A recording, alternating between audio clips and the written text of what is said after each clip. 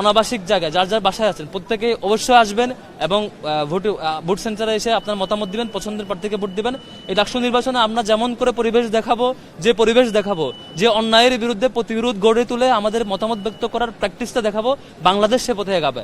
আমরা যদি ভালোভাবে দেখাতে পারি যে গণতান্ত্রিক প্র্যাকটিসটা ঠিকভাবে করা যায়, আমরা যদি দেখাতে পারি যে কোনো অপশক্তি অপতৎপরতাকে রোধ করা যায়, আমরা যদি দেখাতে পারি আমাদের স্বাধীন মতামত ব্যক্ত করে পছন্দের প্রার্থীকে জিতিয়ে নিয়ে আসা যায়, আমরা যদি দেখাতে পারি আমাদের যে প্ল্যানে থাকুক না কেন, যে চক্রে যে প্ল্যানে থাকুক না কেন, আমরা শিক্ষার্থীরা যার যার জায়গা থেকে যার যার অধিকার থেকে প্র্যাকটিস করবে, অন্য কেউ এখানে বাজে প্র্যাকটিস করতে পারবে না, সেটুকু দেখাতে পারলে তবেই বাংলাদেশ সে পথে আগাবে।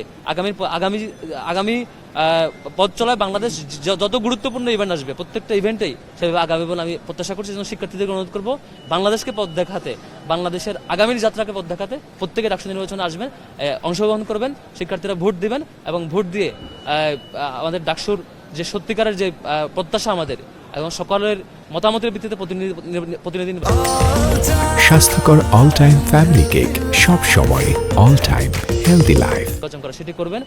ফলে আমরা যদি সবাই মিলে অংশগ্রহণ করি, সবাই মিলে আসি, যারা অন্যায় করতে চায়, যারা অপতৎপরতা চালাতে চায়, যারা প্রশাসনকে ব্যবহার করে, তাদের দলীয় লোকজনকে ব্যবহার করে অন্য প্র্যাকটিস করতে চায়, তারা নিশ্চয়ই ব্যর্থ হবে।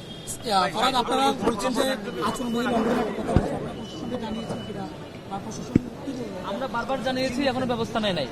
এবং ইসলামী আন্দোলন বাংলাদেশ তারাও তাদের পুলিং এজেন্টকে বের করে দেওয়ার যে ঘটনা, ইসলামী ছাত্র আন্দোলন বাংলাদেশ তাদের পুলিং এজেন্টকে বের করে দেওয়ার যে ঘটনা, সেই ঘটনায় তারা বারবার ফোন দিয়ে জানিয়েছে, এখনো তারা সেই ব্যবস্থার ফিডব্যাক পায়নি। এটি তারা একটু আগেও জানিয়েছে, তারা এখনো ফিডব্যাক পায়নি, এখন তাদের পুলিং এজেন্ট এখনো সেখানে ঢুকতে পারেনি। এবং তারা সেখানে ঢুকে দেখেছে যে সংখ্যক সব দল মিলে বা অন্যান্য